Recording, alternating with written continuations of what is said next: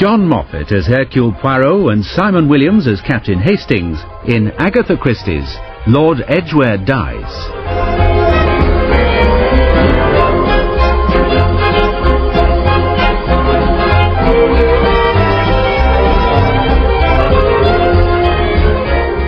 Ross has had to abandon a telephone conversation with Poirot to answer the doorbell. When he doesn't return, the panic-stricken Poirot and Hastings go round to his apartment.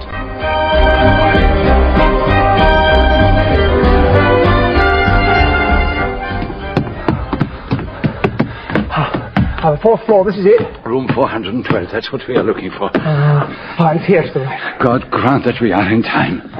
This is it, Poirot. The door's open. The phone's still off the hook. Leave it. Try the room through there. Right. Oh, my God. He's dead, Hastings. Stabbed at the base of the skull. In exactly the same manner as Lord Edgware.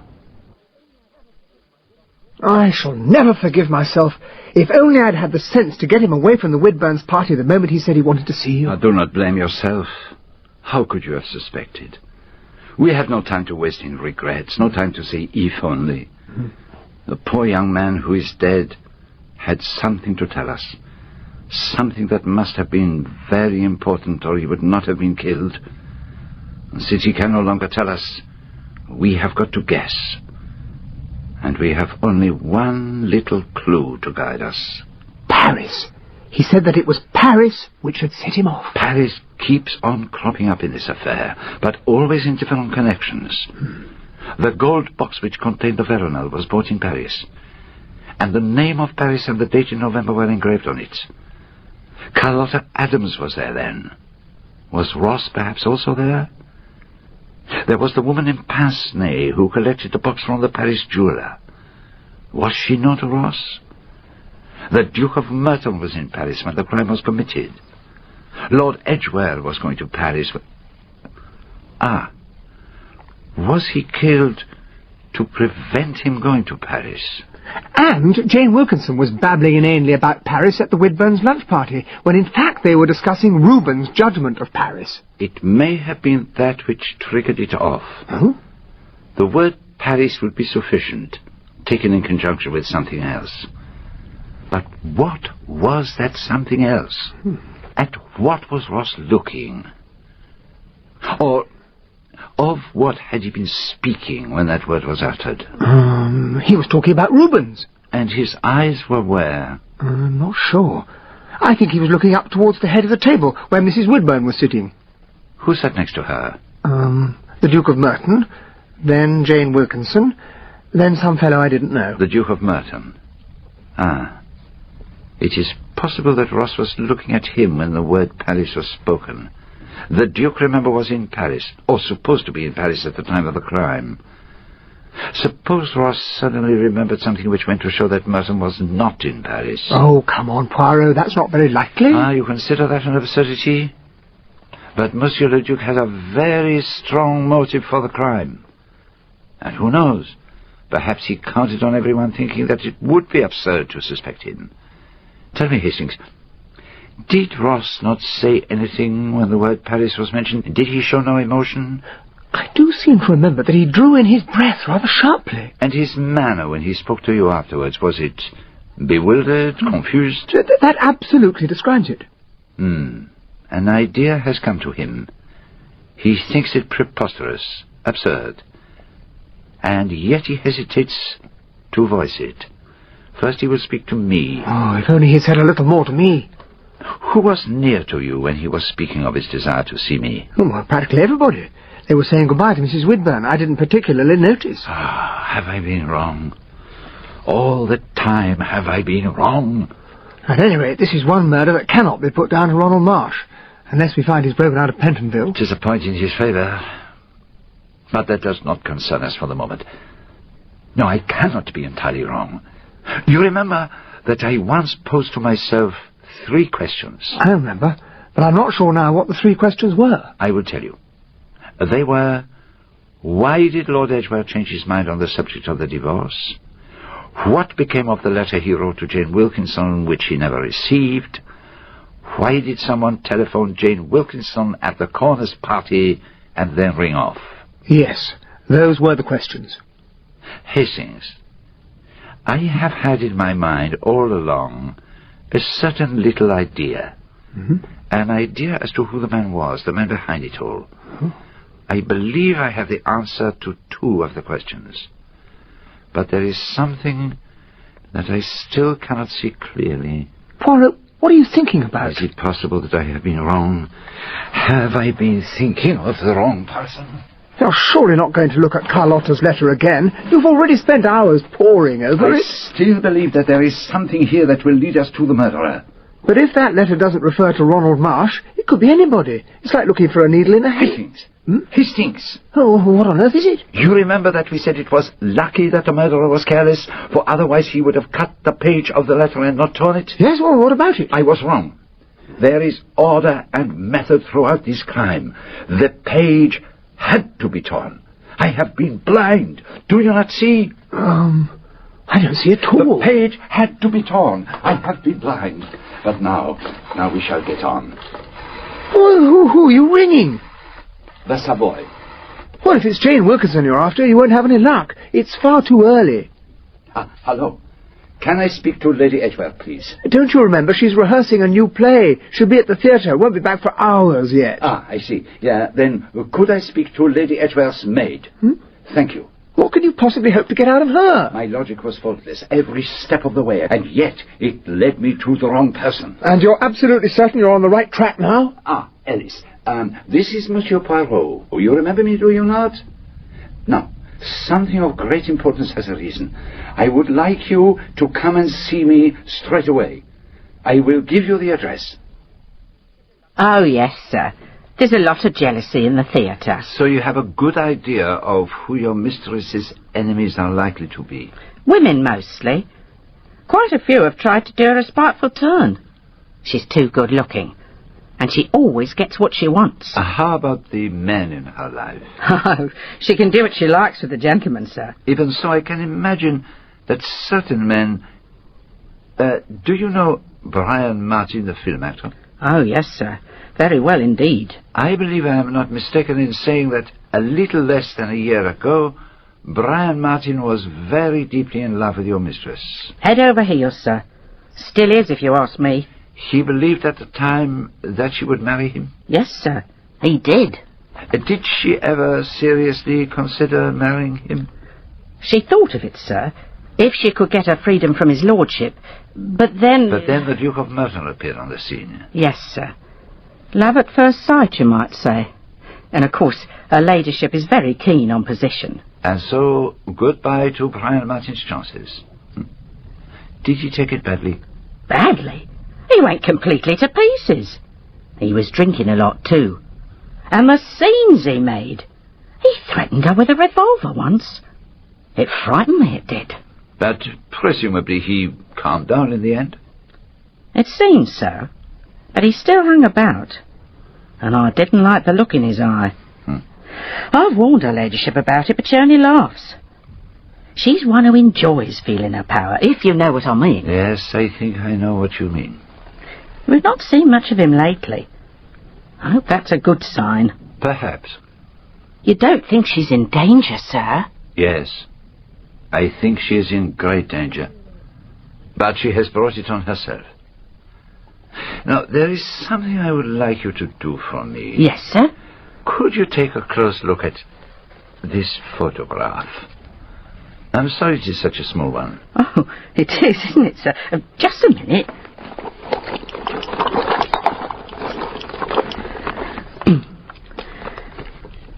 Oh, that's better. Huh. I've certainly seen the face somewhere, but I can't put a name to it. No, sorry. Oh, well, don't worry, Miss Ellis. You have been very helpful. If there's nothing more, I'll better be off. Goodbye. Oh, but you are limping. Oh, it's nothing, sir. My feet are a little painful. Ah, the corns? Yes, sir. I understand. I am a sufferer myself. Goodbye, Mr. Poirot. I'll see you out. Oh, Goodbye. Captain Hastings. beg your pardon. This the Poirot, isn't he? Oh. Goodbye now. Goodbye, Captain Hastings. Well, what was all that about? And why did you show her the picture of Ronald Marsh? Because I hoped she might have difficulty in seeing it. You what? Did you not observe, Hastings? She had to take her pince-nez out of her bag. Anyway, that is enough for today. Tomorrow morning we will ring up the good chap and ask him to come round. And we will also ask Brian Martin to come here. And we will also invite Jenny Driver, since his alibi depends entirely upon her. But surely you can't suspect him of killing Lord Edgware? To kill the husband of the woman you love so that she can marry your rival. That may not have been what he had in mind. It was a bit short notice, but I managed to move a few appointments round. What exactly is it all about? A little moment. We will wait until the others arrive. The others? But I thought Hastings said that you particularly wanted to talk to me. Miss Driver. Jenny? Brian, I didn't expect to find you here. You didn't tell me. I didn't have much of a chance. Monsieur Poirot, is this some sort of game, or what? Be patient. Inspector Japp will be here at any moment. Inspector Japp? What is all this? Yes, I have asked him to come here informally as a friend. Here's Inspector Japp. What is all this about, then? You've got some wonderful new theory, I suppose. No, nothing wonderful, just a simple story. Now, I want to take you through the case with me from the beginning. If it's going to be longer than an hour, I better inform It will the not station. take half that time. And I am sure you would be interested to know who it was that killed Lord Edgware, who it was that killed Carlotta Adams, and who it was that killed Donald Ross. As to the first two, I'm pretty certain, but I'd like to know about the last. Listen to me and you shall know everything. I will begin with the evening at the cabaret when Jane Wilkinson first met Carlotta Adams. As Miss Wilkinson was leaving, she said, somewhat unwisely I thought, that she might have to go round in a taxi and kill Lord Edgware herself. Those words were heard by Brian Martin. Not only by me.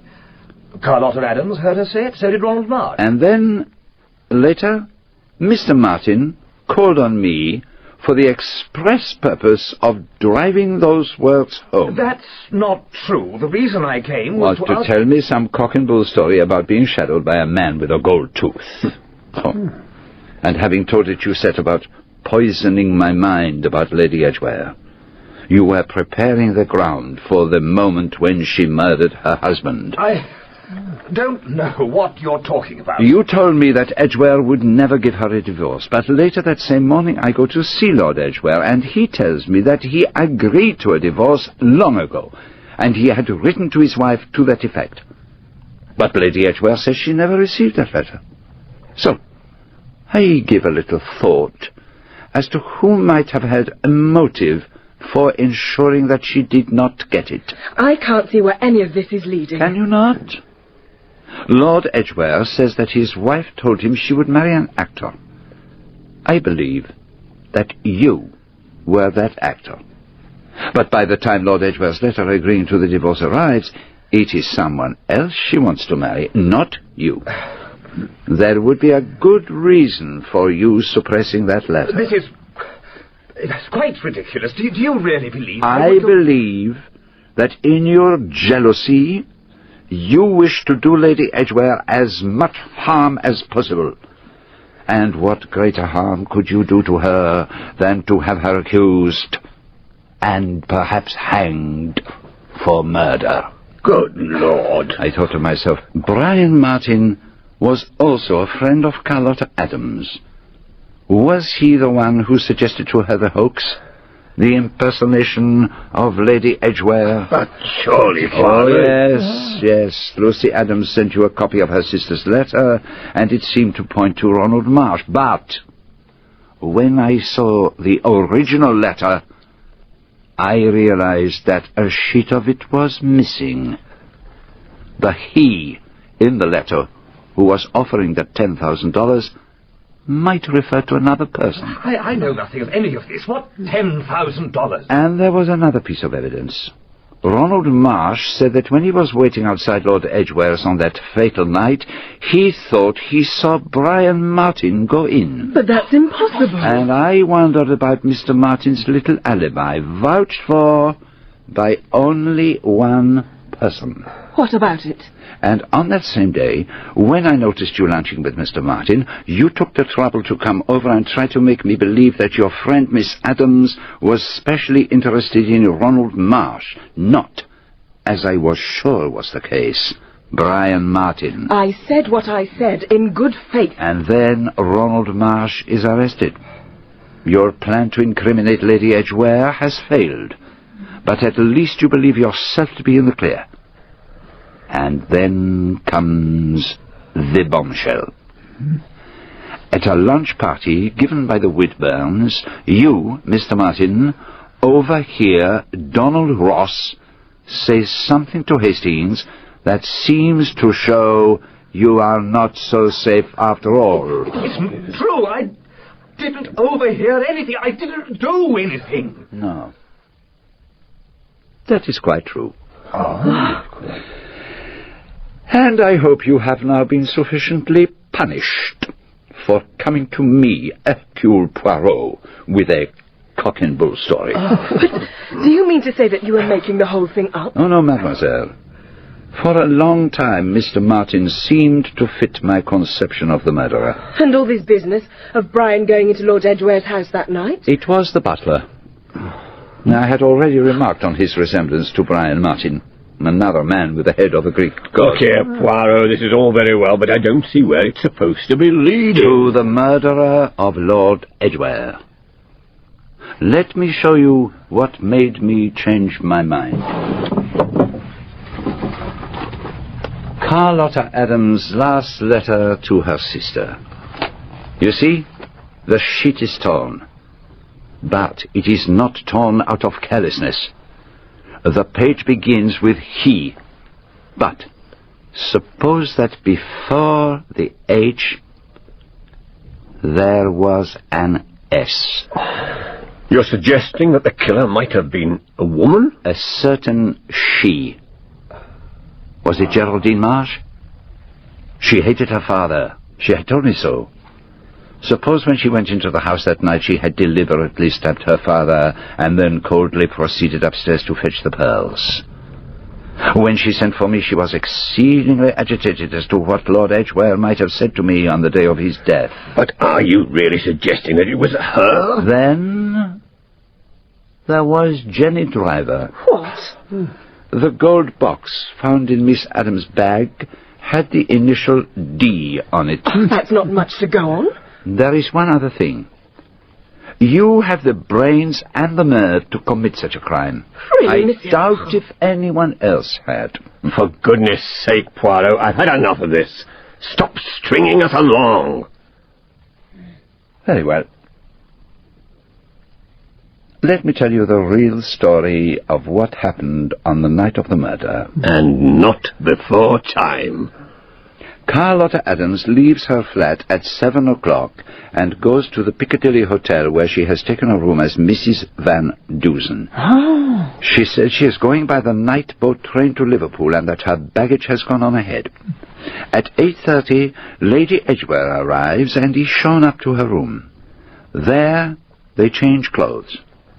Dressed in a fair wig, a white taffeta dress, and an ermine wrap, Carlotta Adams, and not Jane Wilkinson, goes to the Corners party in Chiswick. Oh, that's not possible. To carry it off all that time. Perfectly possible, I assure you, Hastings. The dinner table is lit with candles, the lamps are dim, and remember, no one there knows Jane Wilkinson very well.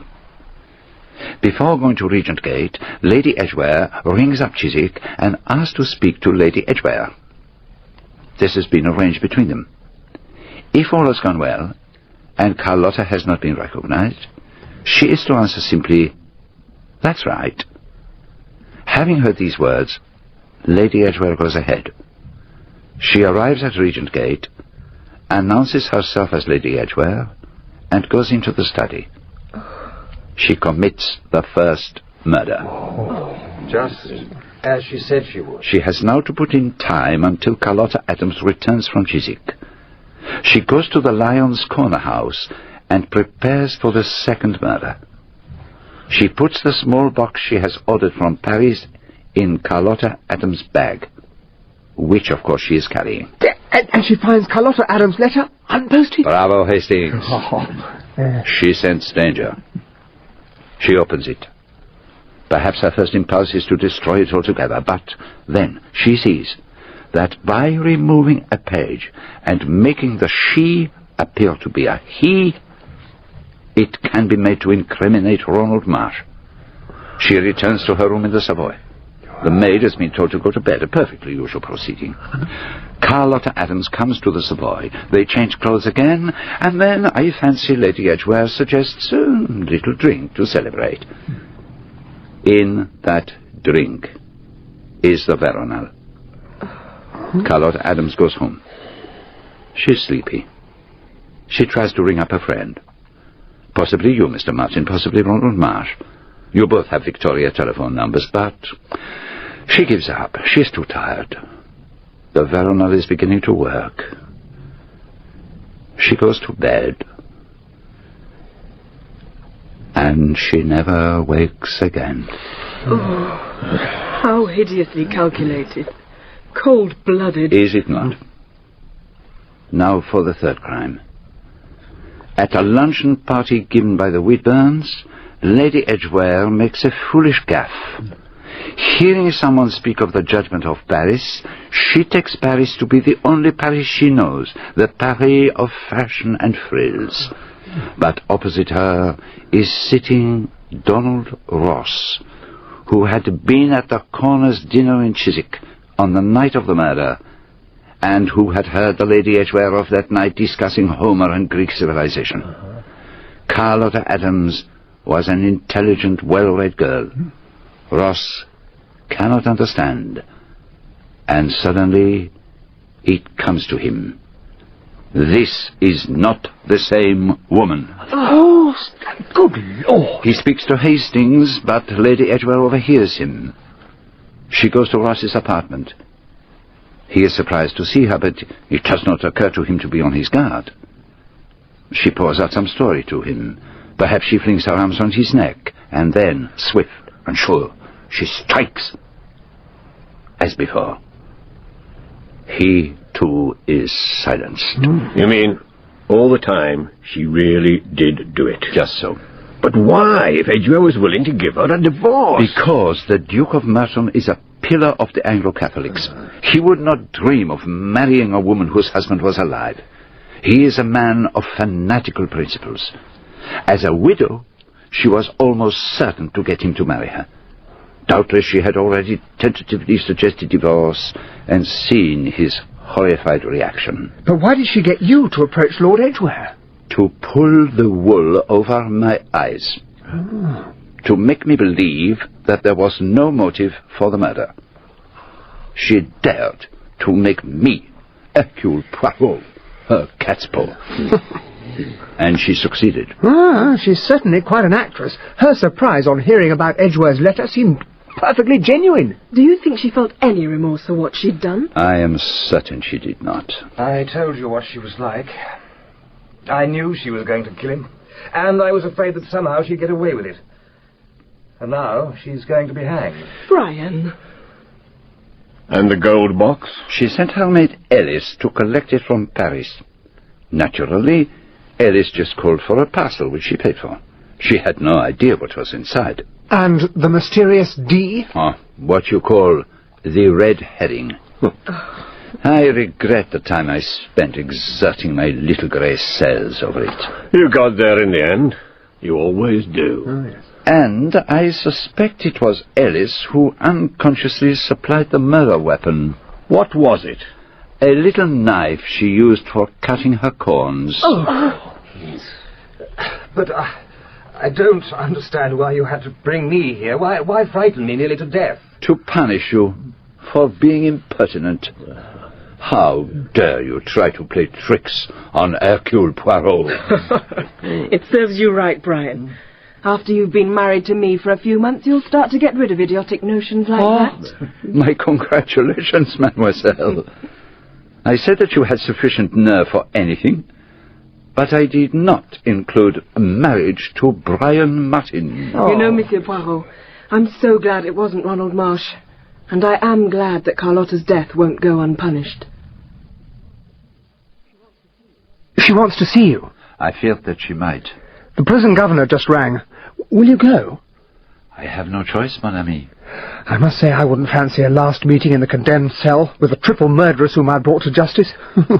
Make sure she isn't cutting her corns. Well, here I am.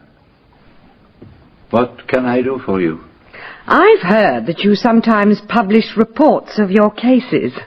I thought that an interview with the murderess might round things off nicely. It would certainly be a novelty. I should like to be remembered, Monsieur Poirot. I am sure you will have your wish, Lady Edgware. If only Merton hadn't had that stupid thing about divorce.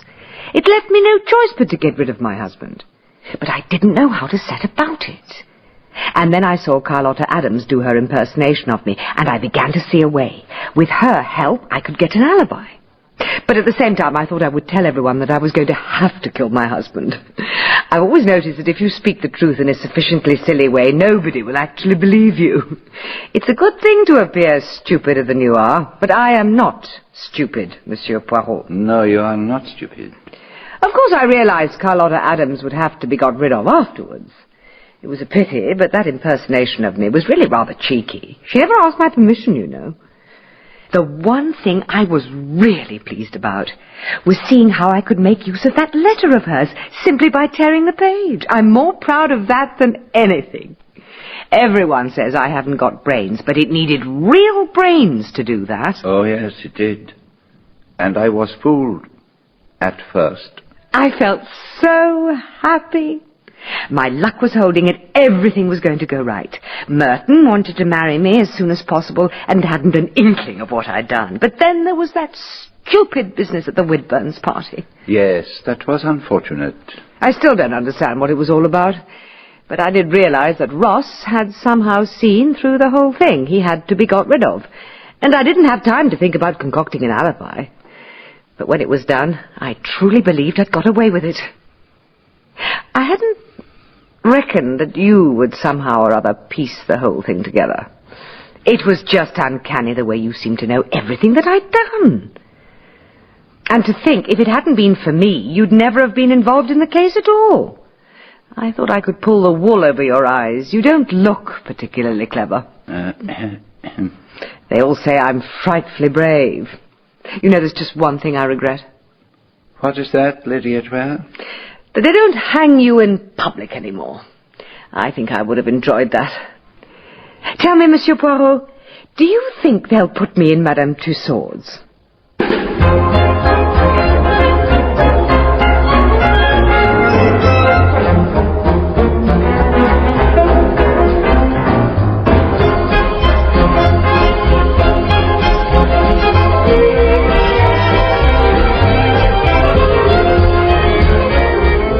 In Part 5 of Lord Edgware Dies by Agatha Christie, dramatised for radio by Michael Bakewell, Hercule Poirot was played by John Moffat and Captain Hastings by Simon Williams.